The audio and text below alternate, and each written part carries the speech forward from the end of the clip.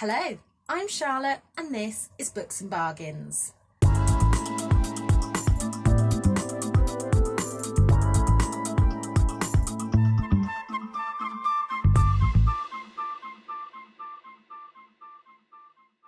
Today I'm coming to you with the non-fiction on Booktube tag. I was either tagged or mentioned by my friend Emily at Novelle Novels, and I will link her channel above. However, the tag was originally created by Olive from A Book Olive, so I'll leave her video below as well. And today I'm just going to talk to you all about non-fiction books. Question number one is, how much non-fiction do you read? And I wouldn't have said that I read a lot of non-fiction, but actually I do tend to get through a good couple of books each month, and possibly, well, usually an audiobook as well. It was only when Emily said in her video that I read a lot of non-fiction that I really thought about it, if that makes sense. So yeah, I don't specifically set out to read non-fiction, although I usually have a few on the go. I just like to educate myself. So that is that. Question two is, what sort of non-fiction booktube videos do you make / want to make? Now at the moment I don't make any specific non-fiction videos, I just include them in my TBR / wrap up each month. However, I do have a little bit of a project on the go in the background that I don't want to tell you too much about, just in case it doesn't go ahead, but that will be coming hopefully next month or the month after, so keep your eyes peeled for that one. Question three is, what's your favourite subgenre of non-fiction? And I don't know. I would probably say either kind of medical, hospital-y ones. I've read A Language of Kindness, I have read This Is Going to Hurt, as has everyone. I have just read Past Mortems, I've read With the End in Mind, and they all have some kind of semblance to hospitals and death and things like that. But I would also say self-help is a big one for me. I read at the beginning of the year Marianne Power's Help Me, and yeah, I love that, and I realised that I do read a lot of self-help books, so that might say something about my mental state, but there we have it. Question four is, do you have a favourite mental health book? And I don't think I do. There have been so many that I've loved, but I've actually picked three that I want to talk about because I think they're underhyped. So the first one I've talked about before on my channel, and that is With the End in Mind by Catherine Mannix. This is How to Live and Die Well.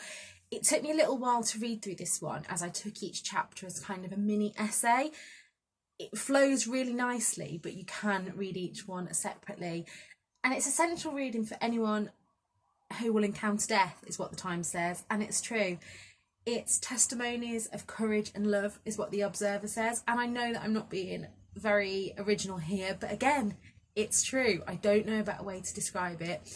Dr. Catherine Mannix is a palliative care consultant, and she talks about things such as how back in the olden days we were better acquainted with death because we lived in multi-generational families, so saw it more often. And yeah, I really think that everybody should read that book. The second one I want to talk about is Every Woman by Jess Phillips. I picked this up in an Oxfam bookshop, and at the time I didn't know who Jess Phillips was. I had just read Moxie and we were on holiday and I was doing a lot of book shopping. When I picked this up, I didn't actually know that it was non-fiction. I thought it had been put in the wrong bit, and I devoured that in a couple of days, and this was kind of my political awakening. I've always voted, but I've always been a little bit on the back seat of politics. But after reading this, I joined the Labour Party, and yeah, then the last election happened, but we won't dwell on that. But this, like I say, was my political awakening in a book, and I suggest that you read that. And the last one I have already mentioned in this video. It is Help Me by Marianne Power. How self-help has not changed my life. I absolutely loved. I read this as part of a Tandem Collective read-along, and chatting to Marianne every day about her experience. I like that in this, it says the Bridget Jones of self-improvement, and it is true. And Marianne shows us even the unlikable parts of herself in this, which is I really loved, because, you know, we all have those days where we're selfish and think the world revolves around us, basically. And Marianne wasn't afraid to show those bits in this book as well. And again, I recommend that everyone reads that. Question 5 is, what do you think keeps people from reading non-fiction? And I think it's the fact that people just see non-fiction as one genre. They see it as textbooks and, you know, really heavy going books, when actually I find a lot of non-fiction can be quite light-hearted. Obviously it has its moments, but I think that there is a non-fiction out there for everyone. If you want to learn about something, if you just want to see your experience. I mean, memoirs, for example, if you've got a celebrity that you love, pick up a memoir. I remember one of the most memorable memoirs that stands out for me is Shop Girl by Mary Portas. I listened to that on audiobook, and I love listening to memoirs on audiobook because it feels like that person is telling me their story personally, and I get lost in that little bubble and love it. And I found out a lot about her that I had no idea. I love Mary Portas because I love Mary, Queen of Charity Shops. If you haven't seen that, it is on YouTube. It is worth a watch. But yeah, I've gone off on a tangent there, haven't I? And I've totally forgotten what the question was. Question 6 is, why do you like non-fiction? And as geeky as this is going to sound, I love to learn. It has been one of those things since day dot that I used to really love school. I loved uni.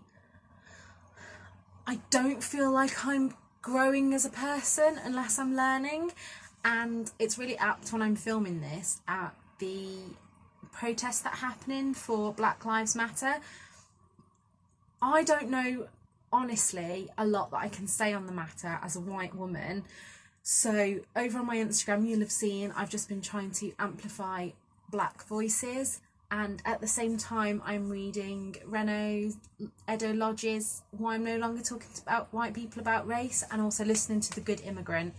So hopefully I'm going to become more educated on that. Question 7 is, what is a book that you have bought because of Booktube, a non-fiction book? And actually I can't off the top of my head think of any that I've bought because of Booktube.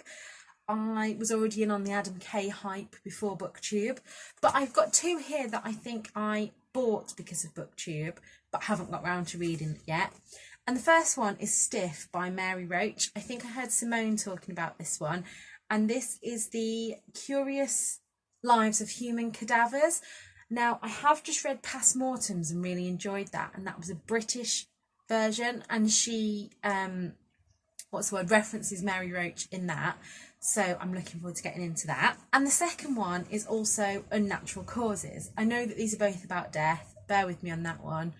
I'm fascinated by death, but I saw this on a lot of people's Booktube channels, and as you can see, I managed to get that from a charity shop for £1.25. But again, this is on my non-fiction pile, ready to read. Number 8 is, what is the best non-fiction book you've read lately? And as I already mentioned, Help Me. I'm not going to mention that again, but there are 2 more that I have really loved. The first one is Carla Valentine's Past Mortems.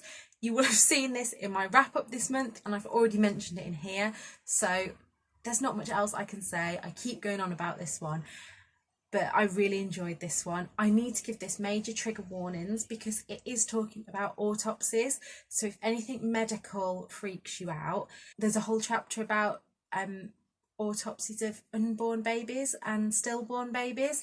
So if that is going to upset you, then don't read this book. But otherwise, if you're fascinated with death and autopsies like I am, this is brilliant. And the other one is Laura Thomas's Just Eat It, How Intuitive Eating Can Help You Get Your Shit Together Around Food. Now, I read Intuitive Eating a couple of years ago when I first started my body positive journey. However, this is almost put into layman's terms. That to me is a bit more textbooky, and while it's really good, I find this one a lot more accessible. This has got kind of real life stories, etc. And this was great to listen to over the past couple of months. I listened to this on audiobook, even though I do own the physical copy. Question 9 is, what are some of your non-fiction reading goals? And I don't have any set goals, but at the moment I would like to read more from cultures that I don't fully understand.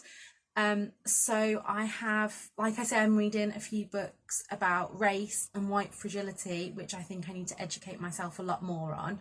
I also have It's Not About the Burqa, Own Voices essays from Muslim women, which isn't something that I've read before. So they're my goals really, just to expand my non-fiction reading a bit and read more outside of my comfort zone. And number 10 is, what is your advice for incorporating more non-fiction into your reading? And it's just to get started.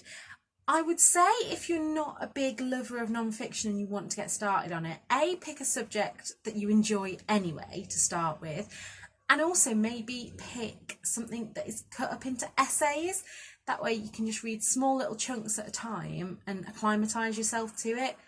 But yeah, just start reading. It's the same with anything, isn't it? If you want to do it, the first step is just start doing it. If you read 2 pages a day, if you read a book a year, if it's more than you normally read and it's something you want to read, then do it. And again, if you don't want to read non-fiction, don't feel like you have to. Although there's a lot of books that I say everyone should read, so I'm kind of criticising myself there. Anyway, that is it for today's video. I hope you enjoyed. I feel a bit rambly today. My anxiety has been a bit like this, all over the place. So until next time, if you like this video, please like and subscribe below. And until then, look after yourselves. Bye.